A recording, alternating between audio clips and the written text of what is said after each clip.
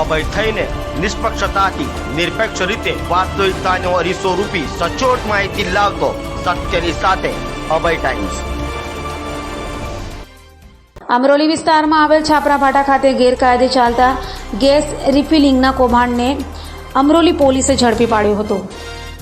સુરતમાં ગેરકાયદે ગેસ રિફિલિંગનો ધીકતો ધંધો થઈ રહ્યો છે, ત્યારે સુરતની અમરોલી પોલીસે છાપરાભાટા વિસ્તારમાં સપાટો બોલાવ્યો હતો। વાડીનાથ સોસાયટીના ગેટ બહાર બે અલગ અલગ દુકાનોમાં અમરોલી પોલીસે દરોડા પાડી ત્યાંથી ગેરકાયદે ગેસ રિફિલિંગ ઝડપી પાડ્યું હતું। પોલીસે દુકાનોમાંથી 48 ગેસના બોટલો, 2 ઇલેક્ટ્રિક વજન કાંટા અને ગેસ રિફિલિંગ માટેની 2 નળી કબજે કરી હતી। સાથે દુકાનદારના કુશલ ભૈરવ પ્રસાદ ગુપ્તા અને એક સગીરની અટકાયત કરી 2ને વોન્ટેડ જાહેર કર્યા હતા।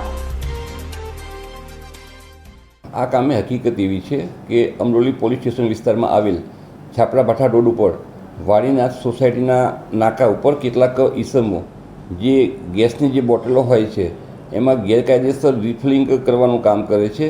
જે આધારે પોલીસે ત્યાં તપાસ કરતાં આ આરોપીઓ જે છે એ આ પ્રકારની પ્રવૃત્તિ કરતા મળી આવેલા, જેથી પોલીસે ત્યાંથી નાની મોટી મળી અને 48 જેટલી ગેસની બોટલો તેમજ ગેસ રિફિલિંગ મશીન તેમજ વજન કાંટો એ રીતે અલગ અલગ જે સાધનો જે છે એ મળી આવતા કબજે કરી અને આ કામના આરોપીઓ વિરુદ્ધ ધોરણસરની ફરિયાદ દાખલ કરી હાલમાં તપાસ ચાલી રહેલ છે।